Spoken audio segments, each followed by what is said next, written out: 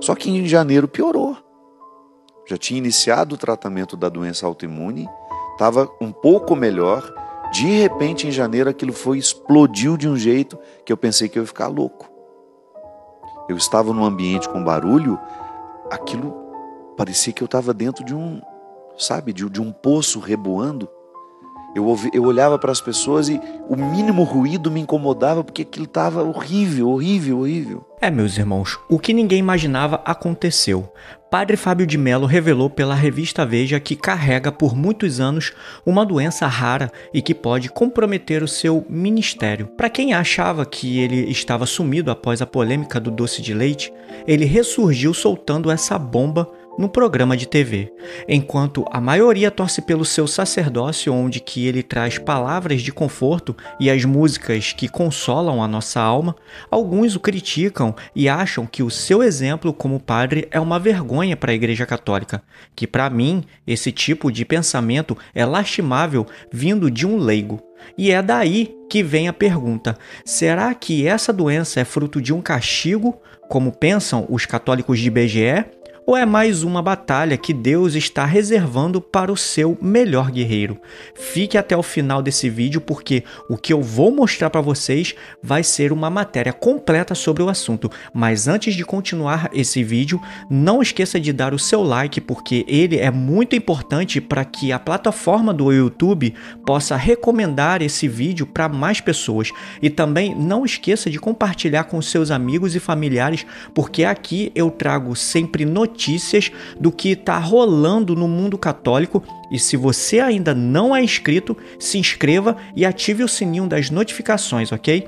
Então, sem mais delongas, bora pro vídeo. A revista Veja revelou com exclusividade sobre a doença do padre Fábio de Mello. Vejam só a matéria. Padre Fábio de Mello revela doença rara. Entenda o diagnóstico. Religioso explicou o quadro e as mudanças causadas pela doença, diagnosticada há anos. O padre Fábio de Mello revelou recentemente que foi diagnosticado há mais de 6 anos com uma doença rara, a síndrome de Meniere, que afeta o ouvido interno e pode levar à surdez.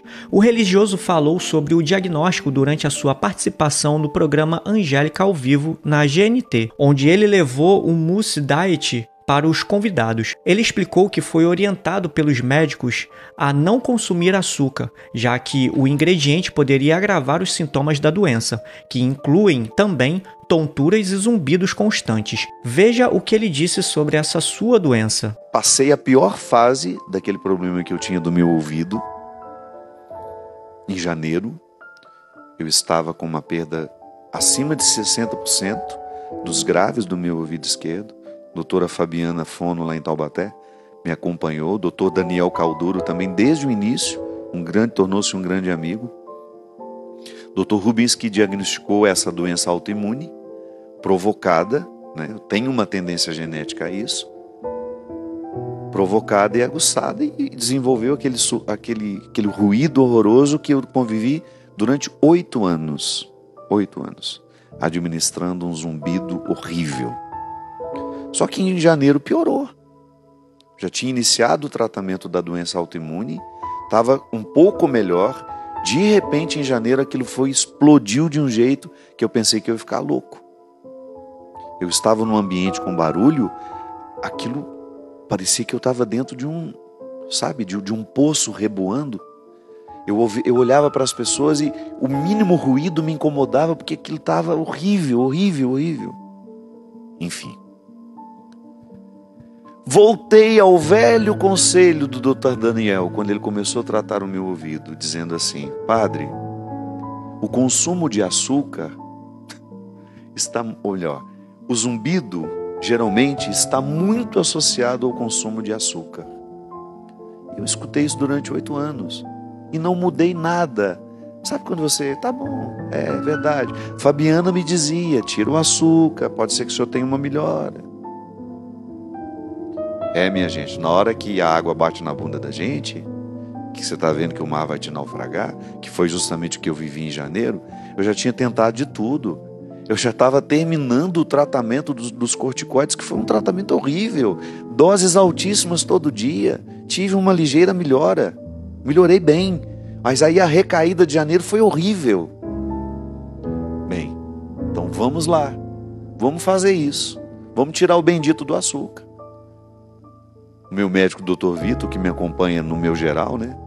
Dr. Ragazzi lá, o meu endócrino lá de Petrópolis, falava a mesma coisa comigo. A observância do seu dia a dia, a produção dos hormônios, tudo isso precisa ser muito cuidado.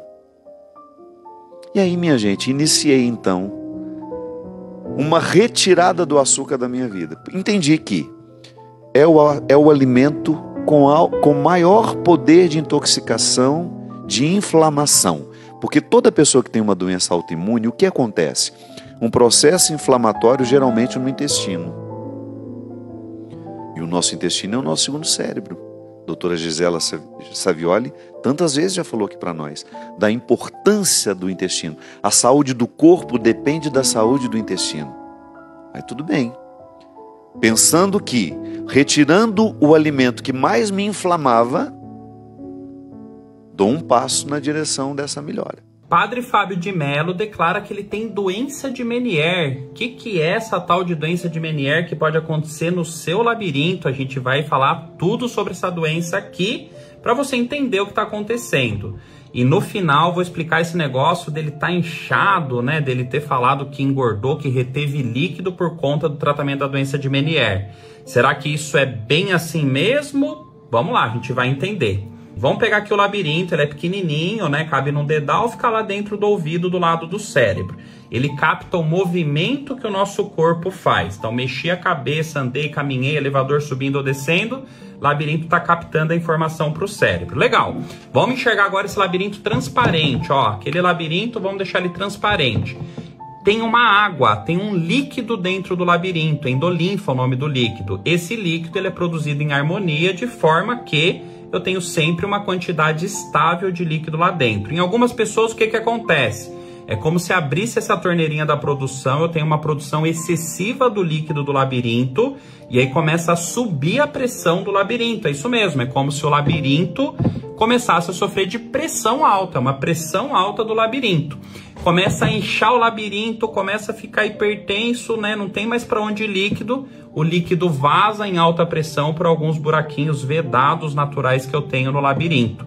Quando vaza esse líquido em alta pressão, inflama todo o labirinto e aí eu tenho crises de vertigem terríveis, durando pelo menos 20 minutos, podendo chegar a horas, até mesmo dias, né? Com muita vertigem, desequilíbrio, náusea, podendo ter vômito, né? E muitas outras questões. E junto com a crise de vertigem, curiosidade do Meniere, a pessoa tem fenômenos auditivos, ou ele escuta menos durante a crise, ou apita o ouvido, chiado, barulho, ou pressurização, né, ouvido pressurizado, apertado, alguma coisa auditiva acontece junto com a crise de vertigem. Fora isso, ao longo da vida a pessoa vai tendo uma queda na audição, vocês viram lá que o Padre Fábio de Mello falou que ele já tem, né, a perda auditiva de um dos lados, e vai tendo zumbido crônico também. Então, zumbido crônico, perda de audição e crise de vertigem com fenômeno auditivo é a tríade da doença de Meniere, que, pasmem, né, Dr. Prosper Meniere descreveu a doença em 1848, antiga, ele era amigo do Victor Hugo, escritor lá famoso da época, curiosidade inútil à parte. Bom,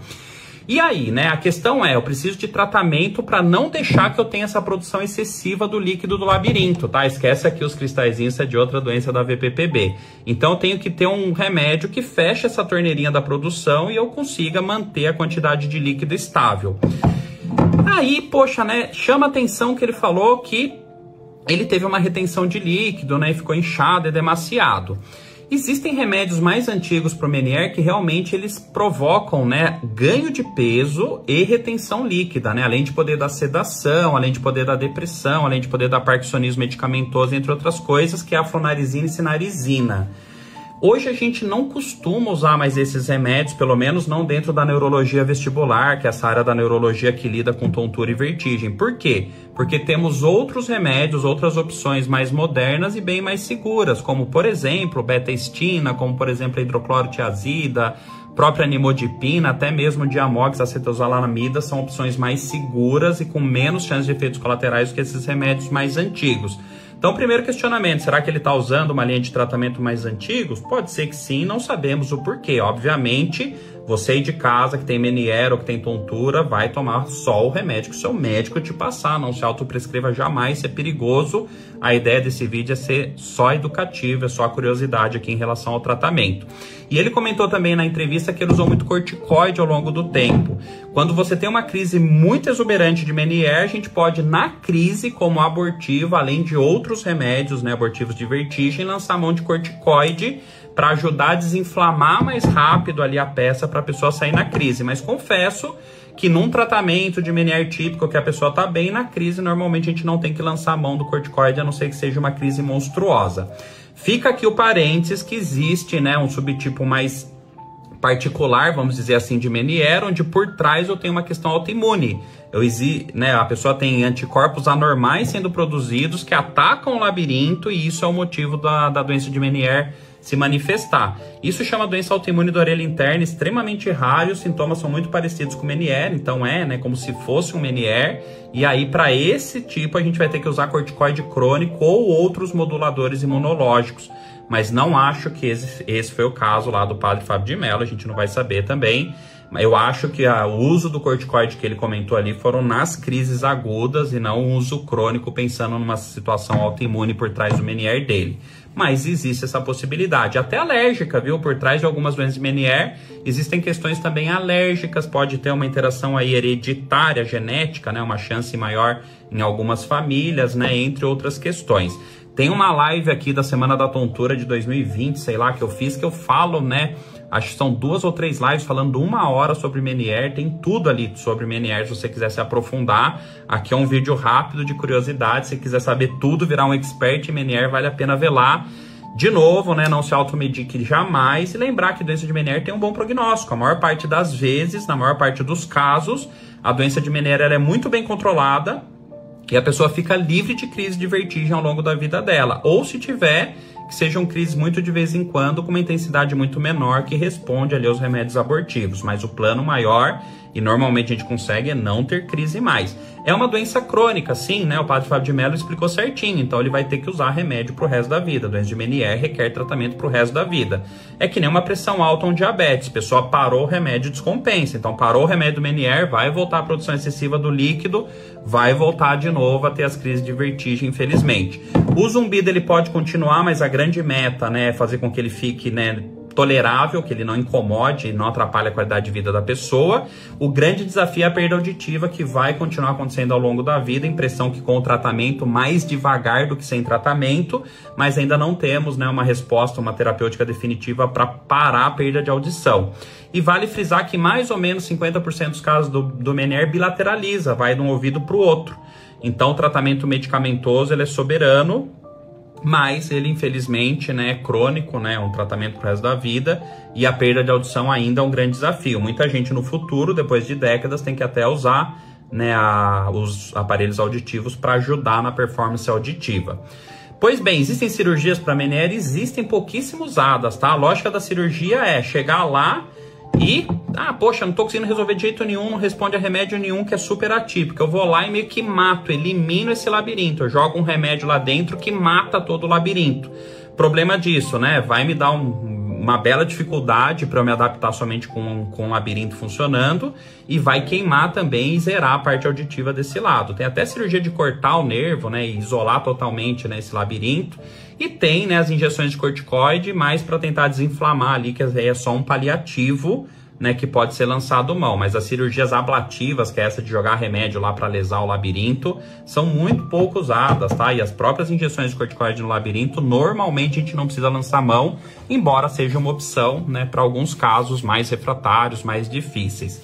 Então, meus irmãos, diante de tudo isso que acabei de te mostrar, a pergunta que fica é: será que o padre Fábio de Mello continuará com seu ministério compondo novas músicas e fazendo shows pelo Brasil? Será que agora os haters vão parar de amolar o padre e ter de compaixão com sua pessoa, ou continuarão com seus corações fechados, achando que tudo isso não passa de um castigo divino? Porque, meus irmãos, eu vou ser bem sincero com vocês.